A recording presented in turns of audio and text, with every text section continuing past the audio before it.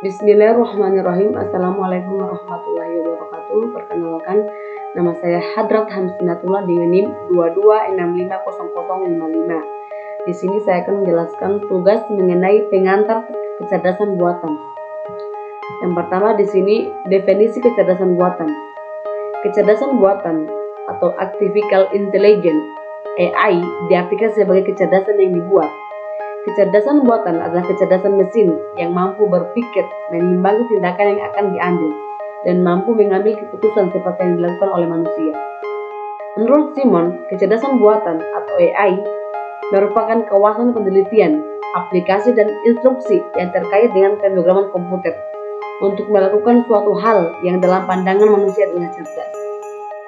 Sedangkan menurut Reich and Knight, kecerdasan buatan atau AI merupakan sebuah studi tentang bagaimana membuat komputer melakukan hal-hal yang pada saat ini dapat dilakukan lebih baik oleh manusia. Selanjutnya di sini ada tujuan dari kecerdasan buatan.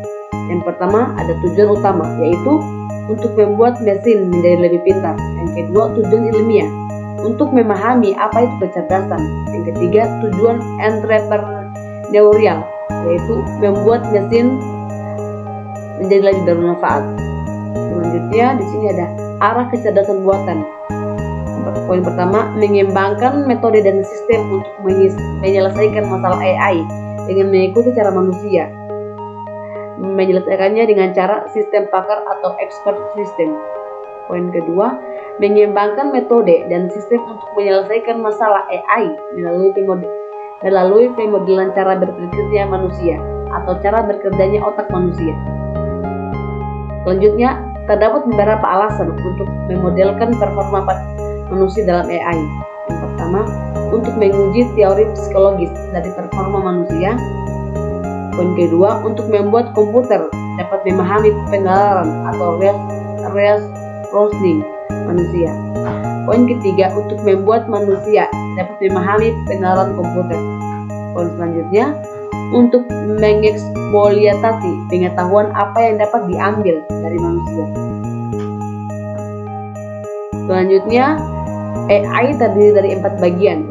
Yang pertama, berpikir seperti manusia. Diperlukan cara untuk mengetahui bagaimana manusia berpikir. Poin kedua, diperlukan pemahaman tentang bagaimana pikiran manusia bekerja.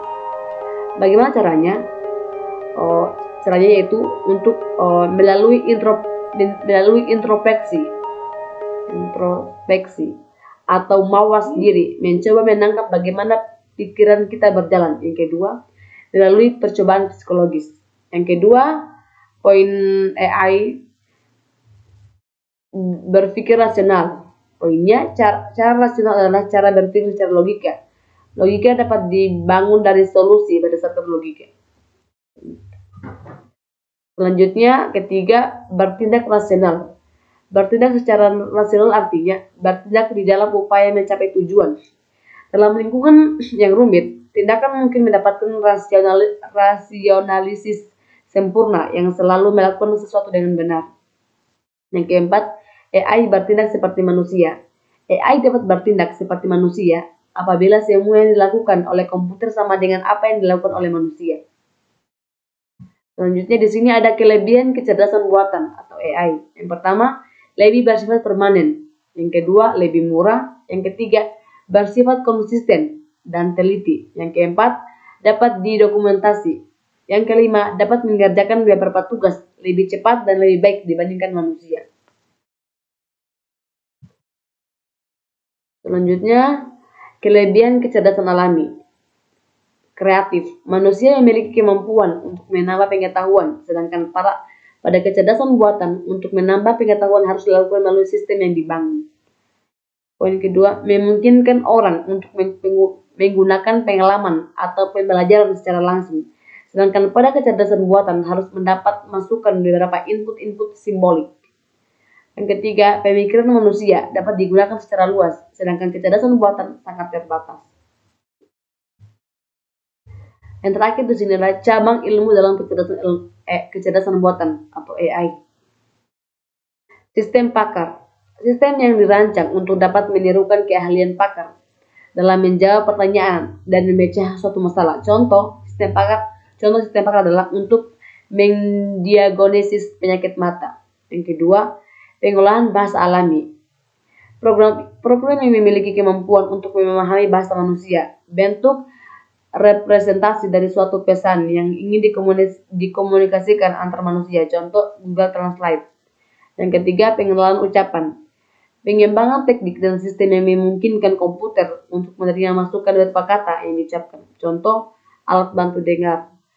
Poin selanjutnya, robotika dan sistem sensor. Sistem robot dan sensor yang dapat digunakan untuk menggantikan kinerja manusia secara otomatis.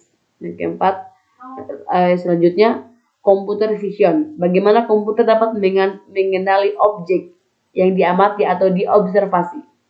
Selanjutnya, intelligent computer, dan instruction computer yang dapat digunakan sebagai tutor yang dapat melatih dan mengajar. Poin terakhir, game playing program komputer. Game yang di dalamnya terdapat peraturan dan permainan yang membatasi perilaku pemain dalam menentukan permainannya. Oke, itulah presentasi yang dapat saya jelaskan. Mohon maaf apabila ada kesalahan. Wabillahi taufiq wal hidayah. Wassalamualaikum warahmatullahi wabarakatuh.